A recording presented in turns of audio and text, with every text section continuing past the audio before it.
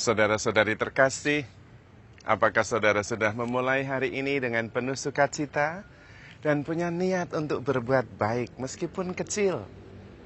Semoga Tuhan memberkati niat baik saudara. Hari ini tentu saya ingin mengajak kita semua merenungkan tentang kematian Tuhan Yesus. Karena hari ini sangat istimewa. Saya menamainya dengan hari paradoks. Hari yang penuh dengan misteri. Sekaligus juga hari yang menjawab semua misteri yang terbesar yang pernah ada.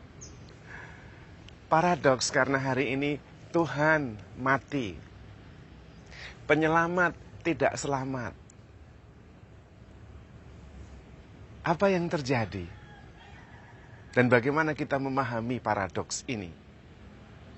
Hari ini Tuhan yang adalah Allah menjadi manusia. Untuk melayani dan memberikan nyawa sebagai tebusan bagi banyak orang. Datang bukan untuk dilayani, tetapi untuk melayani. Dan hari ini Tuhan membuktikannya. Dia sungguh-sungguh menjadi manusia, bukan pura-pura menjadi manusia. Dan karena itu dia menderita dan mati. Bagaimana Tuhan mati? Bagaimana penyelamat tidak selamat? Disitulah misterinya. Tuhan memilih derita sebagai ungkapan cinta. Tuhan memilih kematian sebagai ungkapan tertinggi dari kasih terhadap sahabatnya. Tidak ada kasih yang lebih besar dari kasih seorang yang menyerahkan nyawa bagi sahabat-sahabatnya. Disitulah kuncinya untuk memahami paradoks hari ini. Ketika kita menerima penderitaan sebagai ungkapan cinta, maka derita sudah kalah. Tidak berkuasa atas kita lagi. Ketika kita menerima kematian sebagai ungkapan cinta yang tertinggi, kematian sudah dikalahkan. Kita tidak takut lagi oleh derita, tidak takut lagi oleh kematian. Bahkan kita menyongsongnya sebagai kesempatan untuk membuktikan cinta kita yang tak terbatas oleh derita dan kematian. Disitulah Allah mengalahkan penderitaan dan mengalahkan kematian. Dengan menyongsongnya, memeluknya untuk mengungkapkan cinta. Dan kemudian, 3 hari kemudian, Allah membenarkan tindakan itu. Maka kita bisa mengalahkan penderitaan. Kita bisa mengalahkan kematian bahkan dengan mencintai. Menjadikannya ungkapan cinta. Kalau kita bisa memahami rahasia ini, kita mengerti apa artinya hidup dalam kasih. Dan kita bisa karena sudah dibuktikan oleh Tuhan terlebih dahulu. Kita tinggal mengikuti jalannya. Menyangkal diri, menyangkal sepenuhnya egoisme kita, kepentingan diri kita. Bahkan menyangkal seluruh keberadaan kita demi cinta. Kematian bukan keputusasaan. Kematian bukan ujung kehidupan yang negatif dan gelap. Tetapi adalah kesempatan untuk mengungkapkan cinta yang sebenar-benarnya. Kalau kita bisa hidup sejak sekarang ini atas dasar cinta, maka cinta sudah kalah.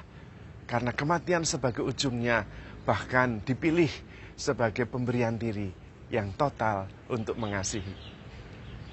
Dan karena itu kita bisa mengerti kenapa Tuhan mati, kenapa penyelamat tidak selamat.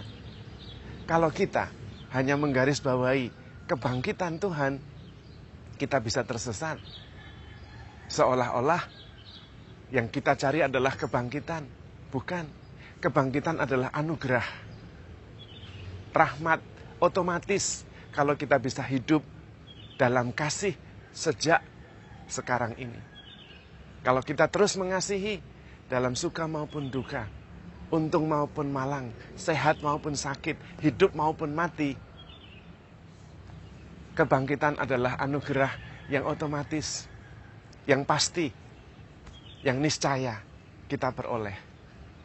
Maka bukan kebangkitan yang kita cari pertama-tama, tetapi mengikuti Kristus, menyangkal diri, memeluk salib, dan kemudian meneladan Tuhan, yakin bahwa Tuhan adalah penyelamat kita. Tuhan memang datang untuk menebus dosa kita.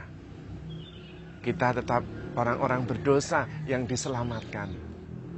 Bukan supaya kita terus berdosa, tetapi supaya kita bisa bersyukur dan kemudian menyangkal diri, mengikuti Tuhan, memikul salib, dan menggunakan derita dan kematian sebagai ungkapan cinta. Maka seluruh paradoks bisa dimengerti dan kehidupan menjadi perayaan cinta kasih yang terus-menerus. Karena kemudian mengerti apa artinya menderita. Tidak lagi mengeluh, tetapi bersyukur. Kita bisa belajar juga bukan hanya dari Tuhan Yesus, tetapi juga dari para martir. Mereka hidup dengan penuh cinta kasih kepada sesama, kepada Tuhan. Ketika karena mencintai, dia harus menghadapi kematian, dia menyongsongnya dengan penuh cinta. Dan kematian tidak mampu membelenggunya. Kalah oleh kasih. Maka kalahkanlah kejahatan dengan kebaikan. Jangan terus-menerus berpedoman pada benar salah, baik buruk. Sangat miskin itu. Kita bisa menjadi fanatik. Kita bisa menjadi kejam kalau kita berpedoman hanya pada baik buruk dan benar salah. Ujung-ujungnya kita hanya menghakimi dan tidak bertumbuh dari dalam. Kita harus melebihi itu semua. Melebihi baik buruk benar salah. Tetapi atas dasar cinta. Motivasi kasih. Berelasi karena kasih, karena cinta, bukan karena baik, buruk, benar, salah. Bukan karena mendapatkan sesuatu, tetapi karena mengasihi. Kita kembali pada esensi kita diciptakan. Kita diciptakan serupa dan segambar dengan Allah yang adalah kasih. Kita tidak bisa tidak mengasihi. Kita bisa tetapi kemudian kita tidak bahagia. Karena bukan untuk itu kita diciptakan. Tuhan tetap mengasihi kita meskipun kita berdosa. Bukan karena kita pantas untuk dikasihi sebetulnya. Tetapi Tuhan tidak bisa menyangkal dirinya yang adalah kasih. Maka Tuhan tetap mengasihi. Dan kita sebetulnya harus seperti itu. Dan mengasihi pertama-tama adalah menyangkal egoisme. Lawan kasih bukan benci, tetapi egois. Egoisme. Orang yang egois tidak bisa mencintai. Dan bagaimana supaya bisa mencintai tanpa batas? Menyangkal diri, ikhlas menderita, berkorban, bahkan sampai mati. Tidak ada kasih yang lebih besar daripada kasih seorang yang mati untuk sahabatnya.